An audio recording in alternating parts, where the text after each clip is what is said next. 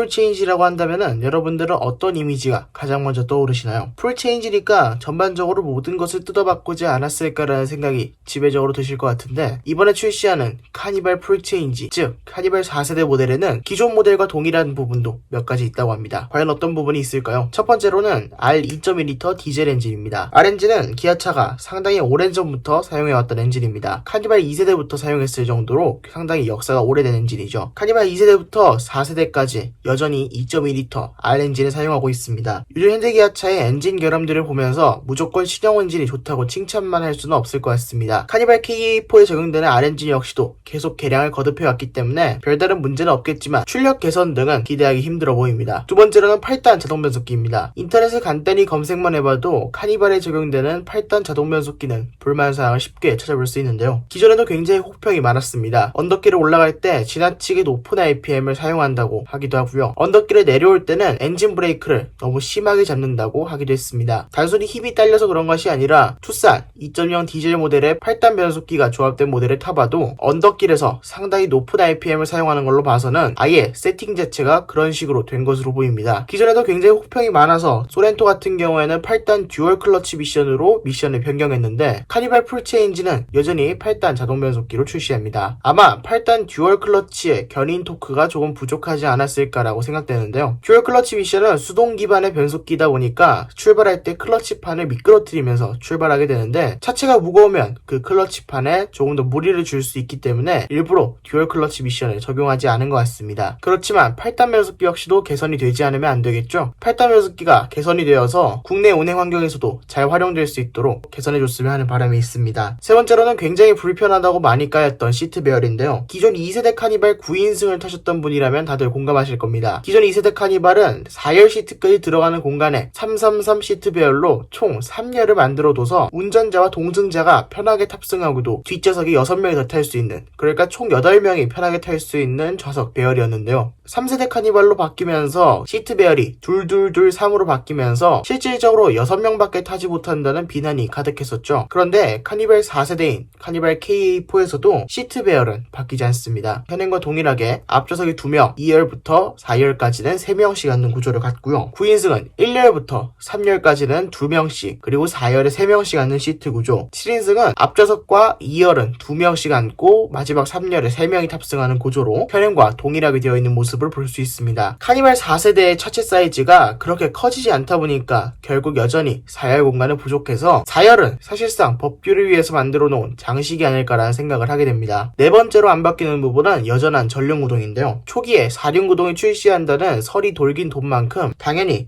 AWD를 활용한 테스트카는 존재했습니다. 하지만 국내 출시는 여전히 미정인 상태라고 하는데요. AWD를 적용하게 되면 가격이 지나치게 올라가기도 하고, 또 국내에 코란도 투리스모마저 단종되었으니 MPV 경쟁자 중에 AWD를 단 차량이 없다 보니까 카니발은 굳이 4륜구동을 출시하지 않을 가능성이 큰 것 같습니다. 만약에 4륜구동을 출시한다고 해도 토요타 시에나 AWD가 굉장히 많이 팔리는 미국 시장에서 먼저 출시한 다음에 국내로 출시할 수도 있습니다. 현재 4륜구동은 개발은 끝난 상태지만 국내 출시는 확정되지 않은 상태라고 합니다. 다섯 번째는 정말 사소한 부분인데요. 기아 엠블럼도 바뀌지 않습니다. 현행과 동일한 기아 엠블럼을 사용하는데요. 신형 엠블럼은 내년에 출시하게 될 K7 GL3에 먼저 적용한다고 합니다. K7부터 차차 범위를 넓혀가겠다는 생각인데요. 그럼 카니발은 다음 페이스리프트나 연식 변경 때 적용되니까 빠르면 2021년, 늦으면 페이스리프트가 되는 시기인 2023년쯤에 새로운 기아 엠블럼을 적용한 카니발을 만나볼 수 있을 것 같습니다. 또한 기존에도 카니발에는 오르간 타입 페달이 적용되지 않았었는데요. 카니발같이 장거리를 가야 되는 차량에 오르간 타입 페달을 적용해 놓지 않은 것을 보고 많은 분들이 이 부분은 조금 아쉽다고 했었는데, 카니발 4세대 역시도 오르간 타입 페달은 개선되지 않은 모습입니다. 물론 풀체인지다 보니까 바뀌는 점도 꽤 있습니다. 3세대 플랫폼으로 변경되어서 차량의 시트 포지션이 조금 더 낮아지고, 그에 따라서 공간을 좀 더 확보할 수 있고요. 충돌 안전성과 주행 안전성 역시도 향상될 것으로 보입니다. 그 다음에 요즘 모니터가 굉장히 커지고 있는데, 이런 커지는 모니터에 맞춰 맞춰서 카니발 역시도 12.3인치 모니터를 적용하게 되고요. 기존에 적용하지 않아서 굉장히 많은 분들의 원석을 샀던 RMDPS 역시도 적용합니다. RMDPS가 적용된다는 말은 각종 ADAS를 적용하겠다는 말도 되는데요. 이에 따라서 카니발 KA4는 어댑티브 크루즈 컨트롤뿐만 아니라 LFA나 HDA까지 제공할 수 있을 것으로 보입니다. 사소한 부분으로는 전면에 LED 방향 지시 등이 드디어 적용되고요. 다이얼식 기어 변속기도 적용됩니다. 다이얼식 기어 변속기가 적용됨에 따라서 당연히 패들 시프트도 적용됩니다. 그 다음에 시트 컬러는 기존의 베이지와 그레이 두 개의 색상만 유지되고 있었는데 전에 유출된 사진을 보면 시트가 오렌지색 사진으로 되어 있죠. 이에 따라서 카니발 KA4는 오렌지색 시트가 적용될 가능성이 있습니다. 또한 하이브리드 엔진이 탑재된다고 합니다. 물론 국내에서는 인증을 못 받을 가능성도 있습니다. 미국에 판매되고 있는 시에나 하이브리드가 33마일 퍼 갤런, 국내 기준으로 바꾸면 대략 13.2km per 리터인데요. 카니발은 소렌토와 동일한 파워트레인을 탑재한다고 하니까 13.2km per 리터가 나온다고 봤을 때 친환경차 인증은 포기해야 합니다. 그래서 카니발은 친환경차 인증을 못 받은 상태로 국내에 출시할 수도 있고 아예 친환경차 인증을 못 받게 되면 국내에 출시하지 않을 수도 있습니다. 그 다음에 기존의 3.3리터 가솔린 모델은 3.5리터 모델로 바뀌어서 200cc가 상승했는데요. 200cc가 상승한 만큼 조금 더 출력 향상을 기대해 볼 수 있을 것이란 생각이 듭니다. 네, 디젤 엔진은 동력 계통이 많이 바뀌지 않아서 조금 아쉬운데요. 그래도 RMDPS라던가 하이브리드 파워트레인, 3.5리터 파워트레인, 3세대 플랫폼과에 적용되면서 이번에 풀체인지 되는 카니발에 얼마나 성능 향상이 있을지 기대가 됩니다. 그러면 지금까지 샤스파였습니다. 구독과 좋아요 부탁드립니다. 감사합니다.